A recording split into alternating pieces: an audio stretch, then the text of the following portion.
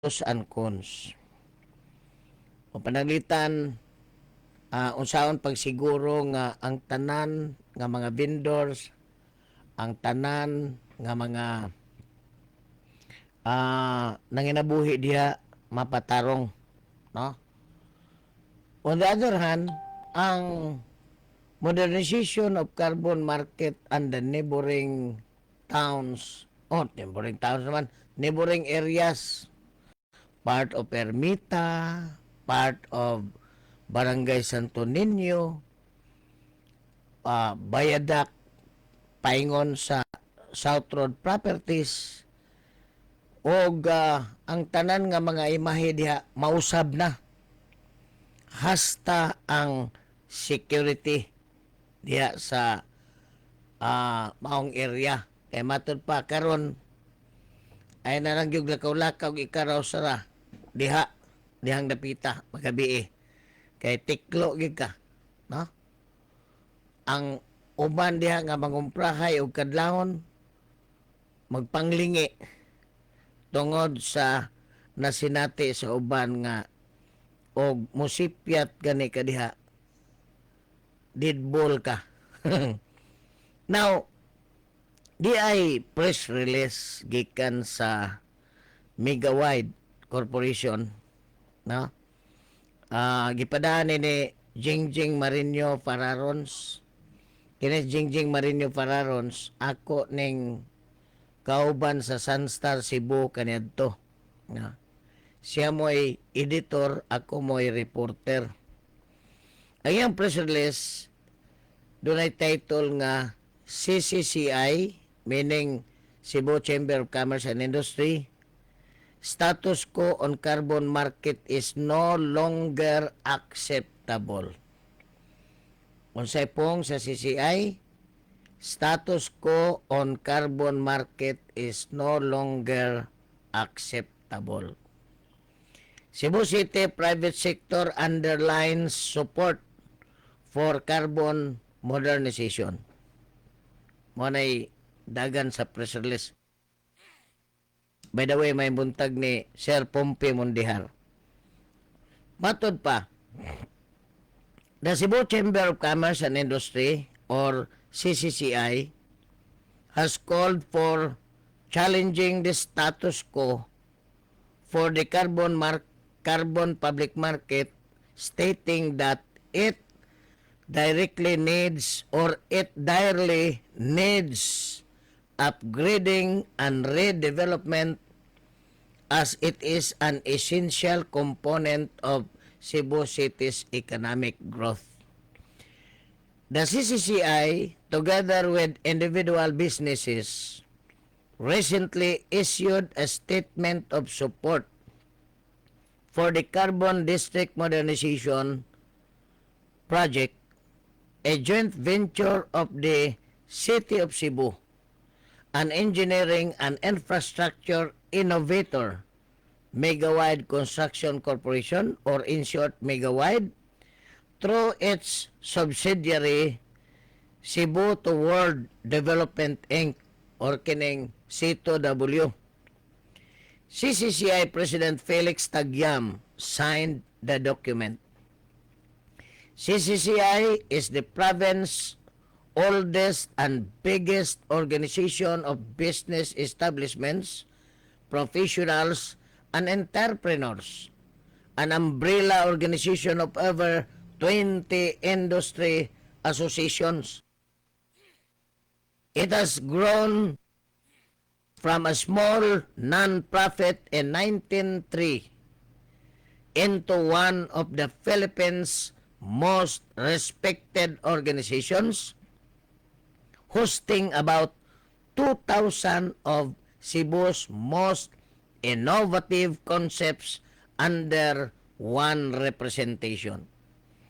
According to CCCI, the century-old public market needs to be improved, not only structurally, but with facilities like solid and liquid waste and water management infrastructure that are basic for food safety and human health standards, with contemporary market management systems that also deal with congestion and crowding, most especially to include considerations that this pandemic has heightened our awareness of.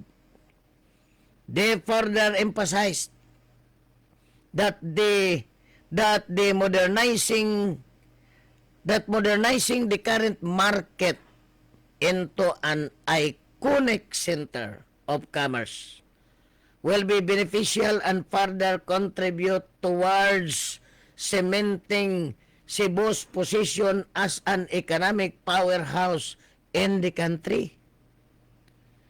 Quote unquote, we are grateful for the support of pillar organizations such as the Cebu Chamber of Commerce and its member companies, as they are comprised of Cebu's most storied and respected businesses.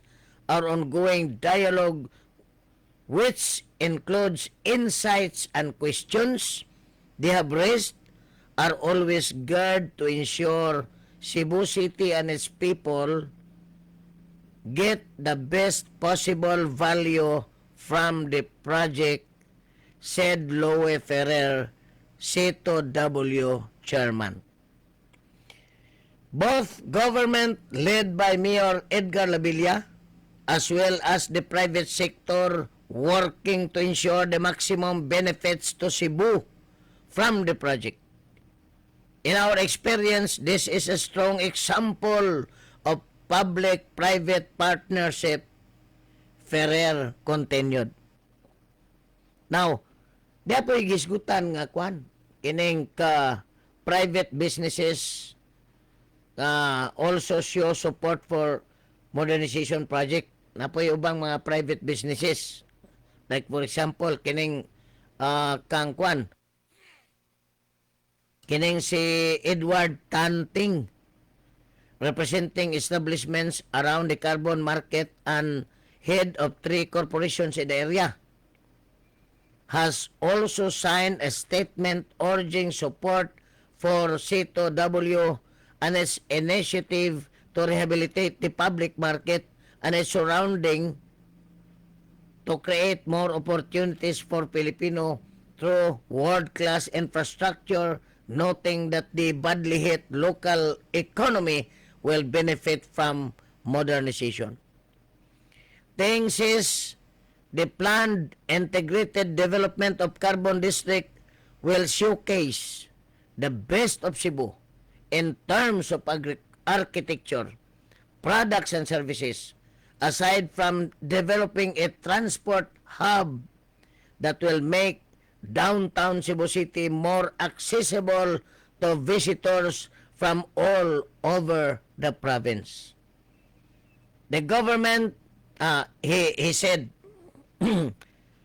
on top of this, matod pa ni Ferrer, the government, matod pa ni Ting, the government will also earn guaranteed payments that are more than double than what carbon market is remitting to the local government today. Una, di apoy kuan mga kisuran, Top Line Business Development Corporation, kining top line ang short ani, ni issue og similar statement of support expressing full confidence in Megawide's competence in undertaking the project based on a solid track record, deep understanding and skill in design, engineering, and construction. Quote unquote, we believe that despite the pandemic, it is important that we put value in our post-COVID future. This starts by having a safe, clean, and comfortable market that is comparable to the top marketplaces in the world, said Eugene Eric Lim, Top Line President and CEO. Unya dapay gibutang dire, Cebu City assured of higher income from carbon on top of infrastructure improvements. Matod pas balita, Cebu City will receive a minimum sum of 70 million pesos annually from the project, 50 million from EGP, subject to 10% escalation every 5 years, and more than 20 million in business and property taxes. It was during the time of Mayor Edgar Labilla that carbon reached its highest contributions to date of 21 million in 2019. Now, with its guaranteed annual payments from C2W, Cebu City will be earning more than 3 times its highest previous earnings from carbon. This is a big win for the city and the people of Cebu. Matod pa ni matod pa nining balita.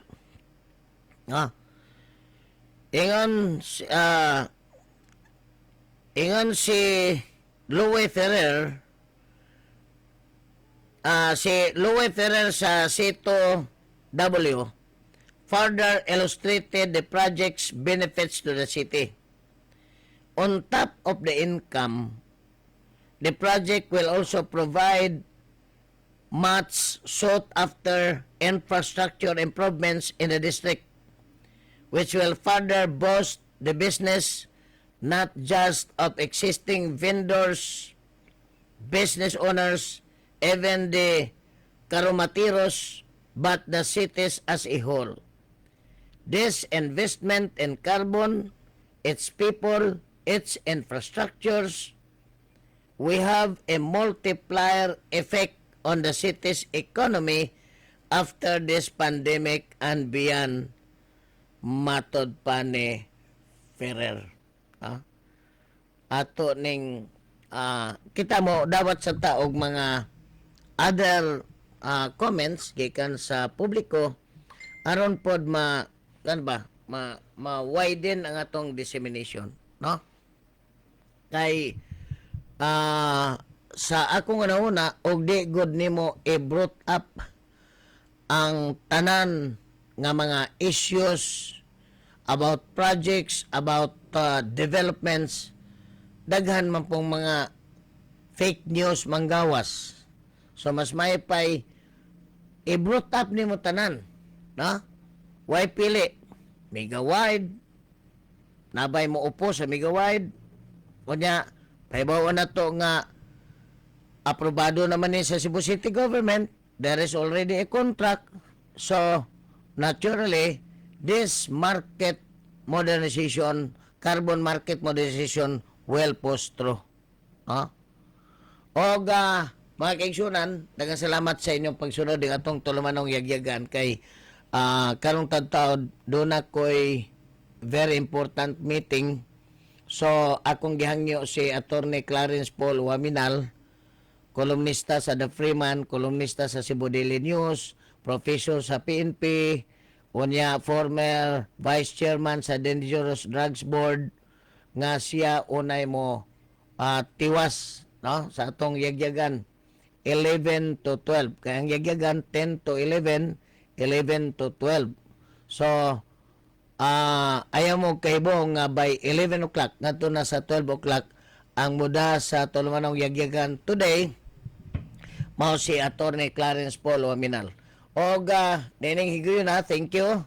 Og ayaw lisuan dial sa inyong mga radyo kay mopuli na si Attorney Clarence Paul Waminal. Mayngod to. This time check is brought to you by ACS Manufacturing Corp.